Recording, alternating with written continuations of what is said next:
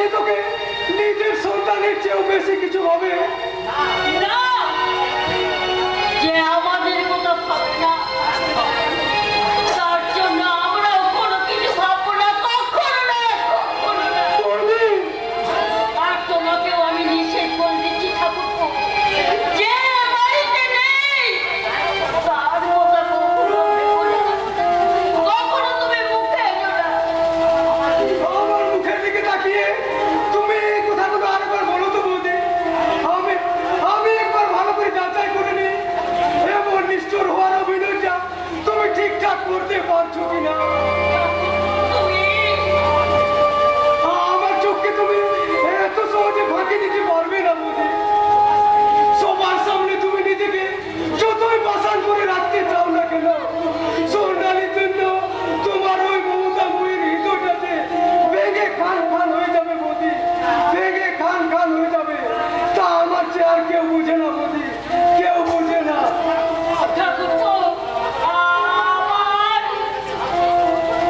তোমার কাছে আমি হাত জোড় করে অনুরোধ করছি বৌদি, নিজেকে বাসান করে রাখার পিতা চেষ্টা না করে তুমি তুমি শুধু একটি বার প্রাণ খুলে কাঁদো, তুমি শুধু একটি প্রাণ বার খুলে কাঁদো, নইলে যে তুমি নিজে মুখ কেটে মরে যাবে গো বৌদি, তুমি নিজে মুখ কেটে মরে যাবে, তুমি নিজে মুখ কেটে মরে যাবে। না, কাঁদবো না, কাঁদবো না, কেন কাঁদবো? তার সাথে তো আমাদের কোনো রক্তের সম্পর্ক নেই। তাই কেন আমি তার জন্যে কাঁদবো?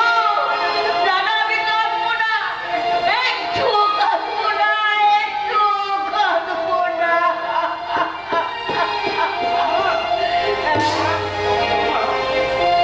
ও গো, তুমি এসেছো? আমার সোনালীকে সঙ্গে করে এনেছো বুঝি? কোথায় কোথায় সোনালী? কতদিন আমি মেয়েটাকে দেখিনি। সোনালী, সোনালী আসেনি মানে?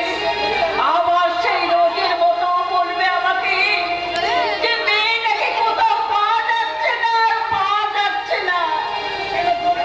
কিন্তু কেন পাওয়া যায়নি? মেয়েটা কি তাহলে হাওয়ায় বসে গেল? আমি জানি না বাবা, আমি কিচ্ছু জানি না।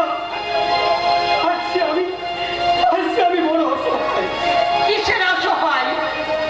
তুমি তো নামজাদা সাংবাদিক, এই সমাজের জন্য অনেক খবর তুমি, গোপন খবর তুমি সংগ্রহ করছো। আর নিজের মনটা কোথায় হারিয়ে গেল, কোথায় আছে, কি করছে তার কোনো খবর রাখতে তুমি পারছো না।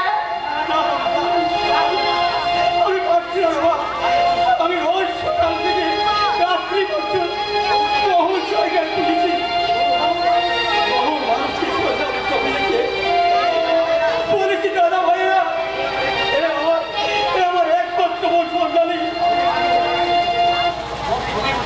অভিমান করে বাড়ি ছেড়ে চলে গেছে। কেউ আপনারা আমার মুখকে দেখেছেন?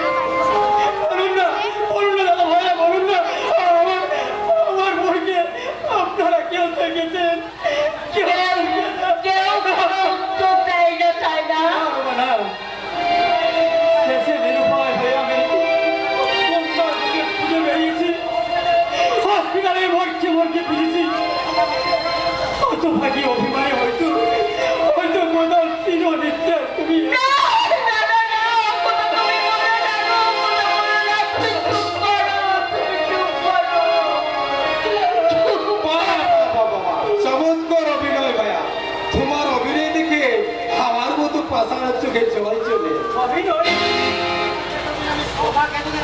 তোমাকে আমি এতদিন সৎ বা সত্যবাদী সাংবাদিক বলে জানতাম, আর তুমি যে এত উচ্চ সংখ্যক তা আমি জানতাম না। আরে থামুন থামুন, নিজের পাগলি বোনটাকে আমার ভাইয়ের গলায় ঝুলিয়ে দিয়ে এখানে বইয়ের কাছে বড়াখানে কানতে আপনার লজ্জা করছে না? কি বাজে কথা বলছেন আপনি? আমার পাগলি বোনটাকে আপনার ভাইয়ের গলায় ছুঁয়ে দিয়েছে মানে?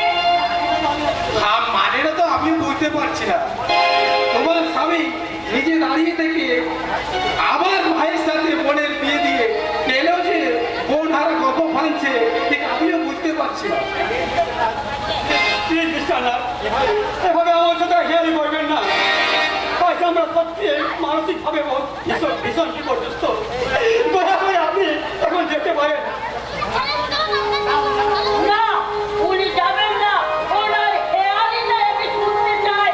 বলুন, বলুন মিস্টার নাগ, সত্যি কি আমার স্বামী আপনার ভাইয়ের সাথে ওনার বোনের বিয়ে দিয়েছেন? বিশ্বাস না হয় আমার বাড়িতে গিয়ে চলুন, নিজের চোখে দেখে আসবেন। আপনি সত্যি বলছেন মিস্টার নাগ? আমার বোন সোনালি হারিয়ে যায়নি?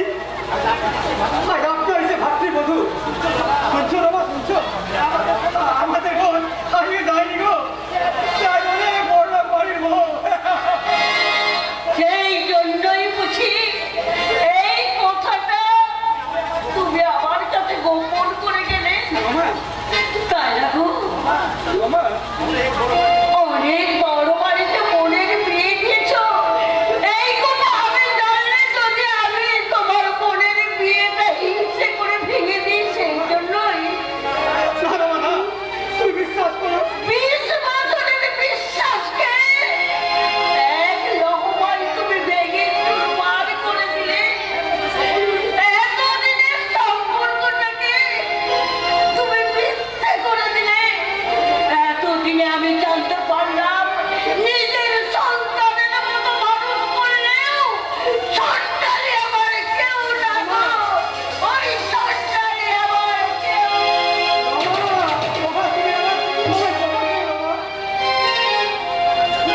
কেন এমন করলেন মিস্টার নাগ?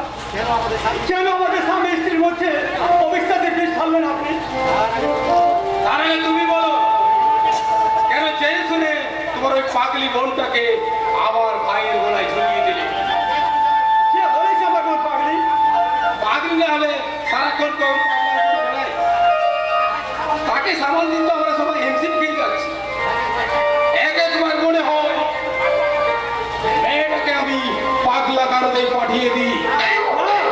না মিস্টার না, ওকে আপনারা পাগলা গাছে দেবেন না। আমি নিজে গিয়ে ওকে সব কিছু বুঝিয়ে দিয়ে আসবো। আর সে তো যাবেই ভাইয়া, তো খালি হাতে যাবে কি করে ভাইয়া? সেদিন বোনকে খালি হাতে পাঠিলেও যৌতুকটা যে বাকি থেকে গেছে। তেমন কিছু নয়, আকার খাট পালঙ্ক সর্বাধারা যৌতুক হিসাবে নেয় না, ওটা নগদেই রফা করে নেবে। তুমি ওর নগদ 5 লাখ টাকা নিয়ে তুমি বোনের বাড়ি যাবেন। 5 লাখ? আর সেই সঙ্গে পাগলি বোনের ট্রিটমেন্ট খরচ 2 লাখ। মোট 7 লাখ টাকা নিয়ে তুমি বোনের বাড়ি যাবেন। নইলে তোমার বোনকে পাগলা কারণে নয়, ইলেকট্রিক্যাল চুল্লিতে ঢুকিয়ে নেব।